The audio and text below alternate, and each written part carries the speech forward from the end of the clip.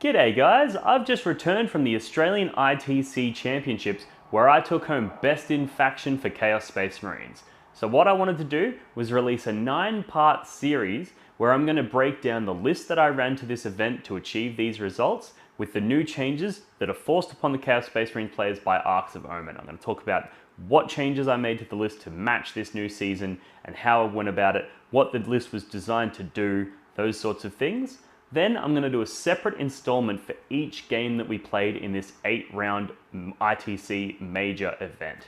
And basically I'm going to talk about the list that my opponent ran, the results that we got during the game, and the various strategies and situations that led to those results being achieved. So this will be similar to the Men's Masquerade series that I did after I won that GT, but much longer and hopefully much more interesting in a lot of detail. So with that being said, let's just jump straight into the video.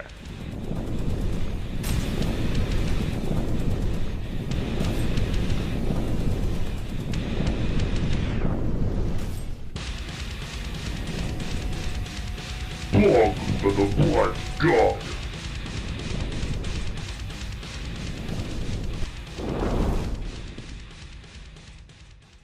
G'day guys, welcome to this 4th installment on my Black Legion, Arcs of Omen, 8 ITC Championships, Best in Faction series. I do need to find a way to shorten that, but yeah, we're up to part 4. So basically what we're going to be doing today is we're going to be talking about my 3rd round at this 8-round event, ITC Major, biggest event Australia's ever had. So we're going to talk about that. If you haven't seen part 1 of this series, I recommend you go back and watch that first, because in that installment, I talk about my Black Legion list in great detail. I go through all of the units, all of the upgrades, all of the strategies, all of the tricks in that video. In this video, I'm going to be talking about the list that I versed in this round. I'm going to be talking about the score that was achieved, and then I'm going to be talking about notable moments from the game and what happened and how that score was able to come to pass. So with that being said, let's just jump straight into the list that I versed in round 3. Alright, so I played Ben Brown and his Harlequins. So he had a Arcs of Omen detachment, which was light, with Blaze of Light. In his list, he had a Shadow Seer with Twilight Pathways, Webway Dance, Mirror Architect, Shadow Stone, Surican Pistol, and Smite. He had a second Shadow Seer with Mirror of Minds, Veil of Tears, a Neuro Disruptor, and Smite. He had a Troop Master with a Foot in the Future, Sigorath's Rose, Fusion Pistol, Harlequin's Kiss, and this Troop Master was the Warlord. Then he basically had a whole bunch of Harlequin troops. I won't go through it in too much detail because it's all a bit mumble jumble to me, but you can read it on the screen there. But essentially he had a bunch of units of 5 troop with a variety of different weapons. So there was a lot of Fusion Pistols in the list. There was Harlequin's Kiss, Neuro Disruptors in the list. There was Embraces in each unit. There was Fusion Pistols and Harlequin's Caresses on most models.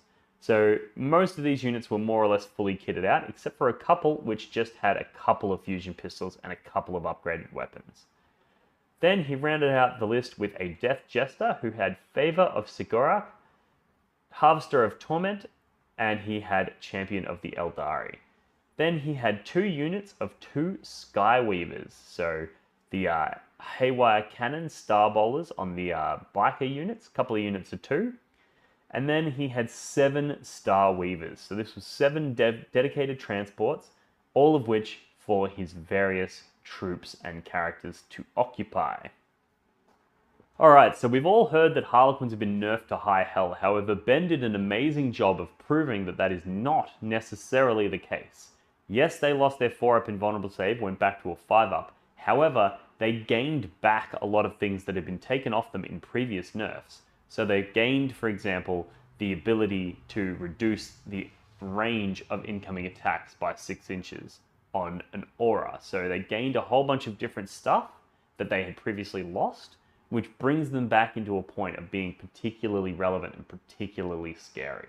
So let's have a quick look at the scoreboard. We'll break that down, and then I'll talk to you about how the game unfolded and what led to this score being what it was.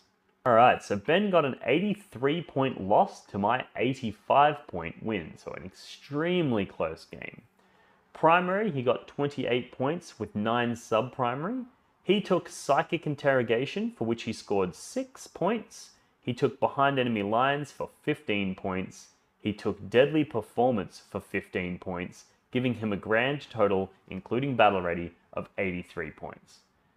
I got 36 points for the primary, with 12 points worth of sub-primary. I took Warp Ritual, for which I got 12 points. I took Grind Them Down, for which I got 9 points. I took Raise the Banners High, for which I got 9 points, giving me an 85-point total, including Battle Ready.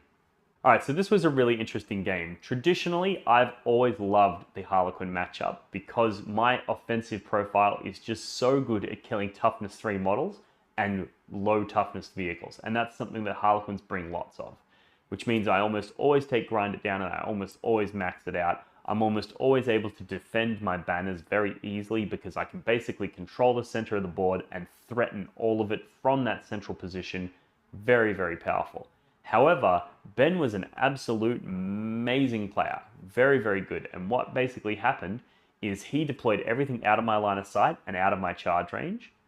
I went first, teleported up into the middle of the board, and he basically just said no. He just sat there, launched his units down in my backfield one at a time to get that behind enemy lines, and realized that he was ticking up 3 points, I was ticking up 3 points. He was ticking up 3 points, I was ticking up 3 points, because I was getting my grind, but he was getting behind enemy lines.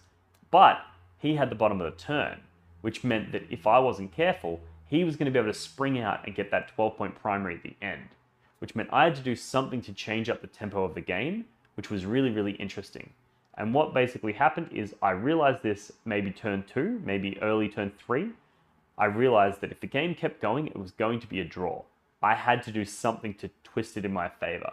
So that's when, instead of putting Illusory Supplication on the Terminators, I put the Blissful Devotion to give them advance in charge, and I sent them out. Because if I sat there, he was not going to kill those Terminators.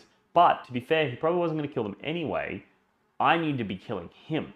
So I sent out the Terminators, I sent them away from all my characters, and left the characters exposed in the central of that objective, so that I could go out and actually start dealing some damage to prevent him from being able to win the primary in the back end of the game, and also to prevent him from being able to do damage to my characters to do all the sorts of things that he wants to do, because he was basically planning to bring his whole army to bear at once the second I failed Illusory Supplication.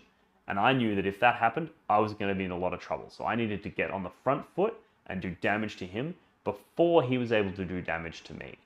This was also a game where the Veilbreaker plate on that Sorcerer was really, really powerful. Not only did it allow me to teleport those Terminators into the center of first turn, but he was in cover the whole game. So every time that Death Gesture was shooting at me, it's like, okay, cool. Well, I have a 2-up armor save. I'm in cover, making it a 1-up.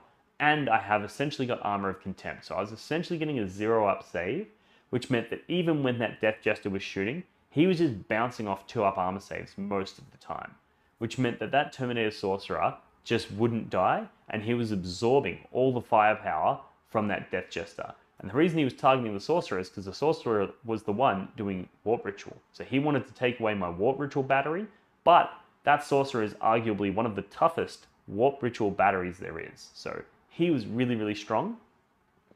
In this game, the Heck Brutes and the Decimators didn't perform particularly well. They were almost more of a liability than anything, because some of the times when I failed to get those grind them down points is because I was forced to bring on those Hellbrutes and the Decimators, which gave my opponent easy targets for his fusion pistols and those sorts of things. And when they're coming on, they're a 105-point unit, they're very rarely trading up. They're very often they might kill one of the boats, one of the, the Venoms or the Starweavers or whatever the fuck they're called. But that's like an 80-point unit, and then the Harlequins jump out, and then the Harlequins in their turn move up, fusion pistols charge, do a whole bunch of damage. That being said, this was one of the games where the Hellbrute shooting back when targeted became really relevant. That actually got me one of my grind them down points because I went first, killed nothing. My opponent thought they'd be sneaky and put some damage on me, but they put some damage on me, allowing me to shoot, which allowed me to kill something in their turn, scoring me the long war, not the long war, the grind them down. So that was a really exciting and interesting moment in this game. The game went all the way up until turn 5, so it was a really, really tight game the whole way. Really, really interesting. And it just goes to show that sometimes the best way to beat your opponent is to just be super cagey, because the way he was doing that, if I wasn't careful and didn't know to change up the tempo of the game, I would have lost, because I would have just been slowly ground out because he was hiding so effectively. And that was where I needed to change up the tempo to put advanced charge on those Terminators and go full send and just try to kill him so that he didn't have anything left to hold objectives. So yeah, I found that game quite interesting. I hope you did as well. If you did, feel free to like and subscribe, join the Patreon. We're giving away free shirts, free dice.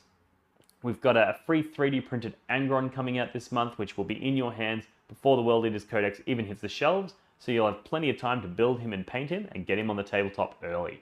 So if that's something you're interested in, head over to the Patreon for more information on how you can enter this. Basically, entering the Patreon gets you automatic entry into these competitions, so check that out.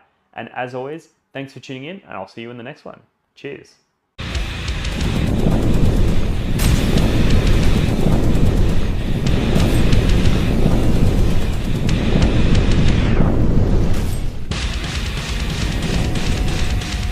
Welcome to the Black God.